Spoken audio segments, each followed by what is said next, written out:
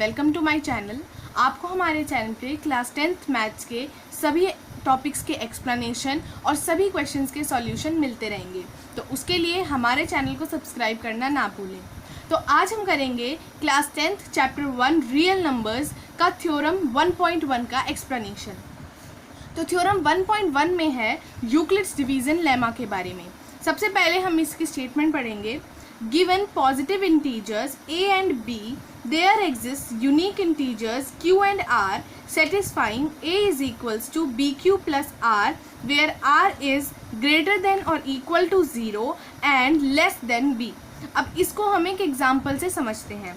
तो यहाँ पे मैंने 15 को डिवाइड किया है 3 से, तो मेरा क्वेश्चन आया है 5 और मेरा रिमाइंडर आया है 0।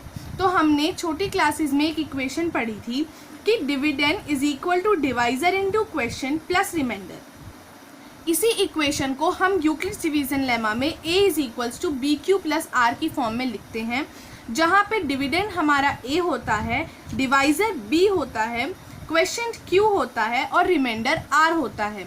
अगर मैं इस एग्जाम्पल को यूक्लिड्स डिवीजन लेमा में लिखूँ तो मैं इसको लिखूँगी 15 इज इक्वल्स टू 3 × 5 प्लस 0। अब हम चलते हैं इसके नेक्स्ट पार्ट पे, जो कि है r is always greater than और equal to 0 and less than b। इस केस में अगर हम देखें तो हमारा r जो है वो 0 के इक्वल है। कभी भी हमारा रिमाइंडर 0 से कम नहीं हो सकता, वो हमेशा या तो 0 के इक्वल होगा या फिर 0 से बड़ा होगा। और हमारा जो रिमाइंडर है वो कभी भी डिवाइज़र से बड़ा नहीं होगा। अगर हमारा रिमाइंडर डिवाइज़र से बड़ा होता है तो हम उस रिमाइंडर को फर्दर डिवाइड कर सकते हैं और अपना क्वेश्चन बढ़ा सकते हैं। तो इसीलिए यहाँ पे ये वाली स्टेटमेंट दी गई है कि r is always greater than और equal to 0 and less than b। अब हम आते हैं इसके नेक्स्ट पार्ट पे, जो कि है यूक्लिड्स डिवीज़न एल्गोरिथम। तो यूक्लिड्स डिवीज़न एल्गोरिथम होता क्या है? यूक्लिड्स डिवीज़न एल्गोरिथम एक वे है यूक्लिड्स डिवीज़न लेमा को यूज़ करके किन्हीं दो नंबर्स का HCF फाइंड करना। तो यहाँ पे मैंने इसके स्टेप्स लिखे हुए हैं और यहाँ पे एक एग्जाम्पल लिखा है। तो हम इन स्टेप्स को रीड करते हुए इस एग्जाम्पल को सॉल्व करेंगे।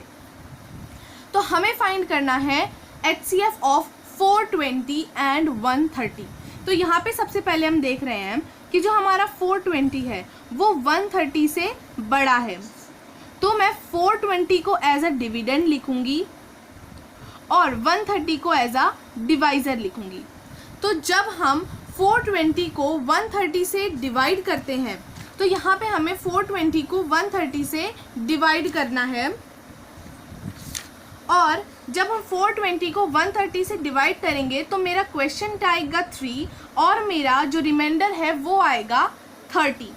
तो यहाँ पे हमने देखा कि हमारा रिमाइंडर 0 नहीं है, हमें रिमाइंडर 0 के इक्वल चाहिए। तो अब हम क्या करेंगे, अब हम हमारे डिवाइज़र को डिविडेंड बना देंगे और हमारे रिमाइंडर को एज अ डिवाइज़र ले लेंगे।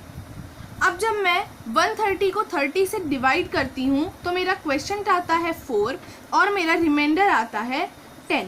तो अब हमने देखा कि अभी भी रिमाइंडर जो है हमारा वो 0 के इक्वल नहीं है, तो हम फिर से वही स्टेप रिपीट करेंगे। हम अपने डिवाइज़र को डिविडेंड और रिमाइंडर को डिवाइज़र बनाएंगे।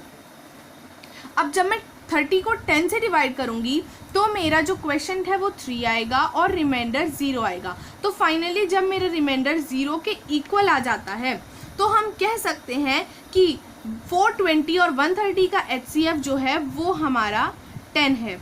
Therefore HCF of 420 and 130 is 10।